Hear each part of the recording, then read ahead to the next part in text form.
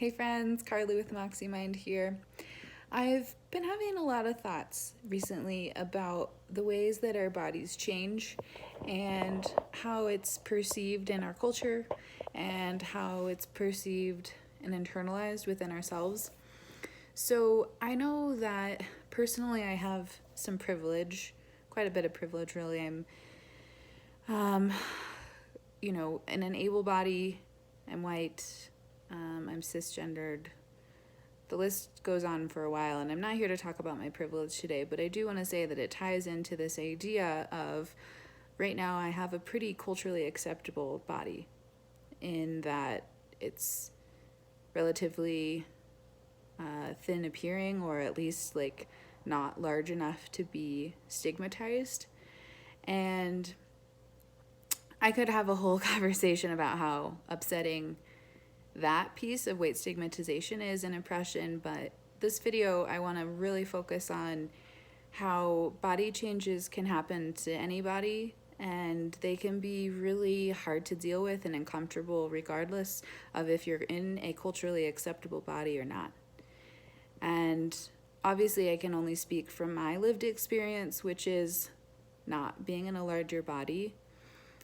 And I do want to say that this is something that I personally have struggled with as far as body changes and how to deal with that and be comfortable. And I know that a lot of my clients deal with this all the time, whether or not they're in, different size body. So I want to say that in our culture, the thin ideal and the messaging surrounding that is so, so strong. And the desire to lose weight and the desire to look a certain way and the desire to fit within a certain size of clothing or, post certain pictures to social media or feel flattering in certain clothing or to just have a body that presents in a way that is reflected in the media is honestly BS. Like, it's everywhere, and unfortunately it's just unrealistic.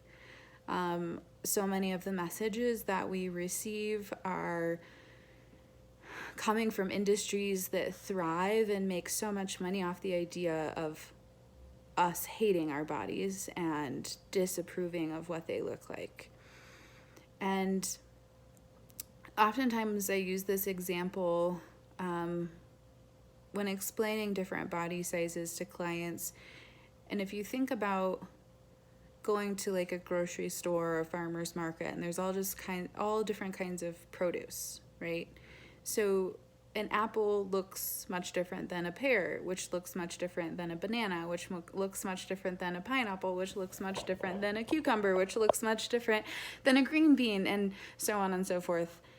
And I think that this is like a really simplistic, but also really tangible way to think about body size and body diversity. How, as human beings, we all fall under the produce category, but we all are inherently different. And if you are born in a green bean body, you will never have a pear body. Just like if you're born in an apple body, you will never have a pineapple body. And I think that that's a really silly example, but it's also really easy to understand. And I think the more that we grasp onto the ideas that body diversity is wonderful and amazing and absolutely the reality, that the better off we'll be as a society, but also individually. So I understand that as you accept recovery or principles of intuitive eating or more normalized eating, that your body might change, and it can be really hard to deal with that because it's unpredictable, because we don't have control over how our body looks. All we have is the ability to choose things that are nourishing and satisfying and take care of ourselves, and our body will respond and fluctuate just like everything else in life. Nothing else is a steady constant.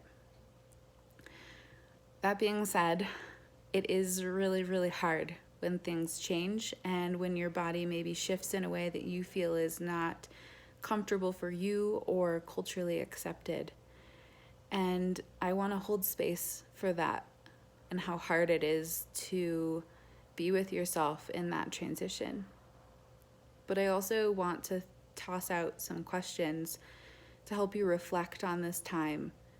Like, what else are you gaining from this experience, from these changes in your life toward taking care of yourself that have nothing to do with your weight or your body shape or size? If your body never changed from the way that it is right now, but everything else did in terms of your relationship with food, your relationship with your body, your ability to take care of yourself, would that change the way that you feel about this body right now? And I think it's also worth diving into where the beauty standards and the body standards that you hold came from, because a lot of it is really ingrained from before we can even remember. Messages from media and the cultural, TV shows, movies, magazines, just like advertisements, the fat phobia, the weight stigmatization, the medical community at large, promoting or not focusing on weight neutral care, the idealization of thin bodies, the idealization of diets, and the fantasy that comes with that, recognizing maybe how parental figures have come into play with how they viewed their bodies and maybe how that made you view yours, interactions as a child with either friends or maybe other interactions with people in your community, your cultural background, your ethnicity, your history, your race. All of these things can come into play. And I think it is worth a deep dive to really understand more about what makes you you, and to kind of start combing out what's the BS and what's really authentic, what resonates. And it doesn't happen overnight, and it isn't very comfortable. It can be really hard work. But I think at the end of the day that this awakening to your life, to like what is real and at the root, is a much more fulfilling way to live than going through blinded by the industries that want to keep you in a cyclical pattern of like distrust and hate for yourself and hate for your body. I think that's all I needed to say on my soapbox today.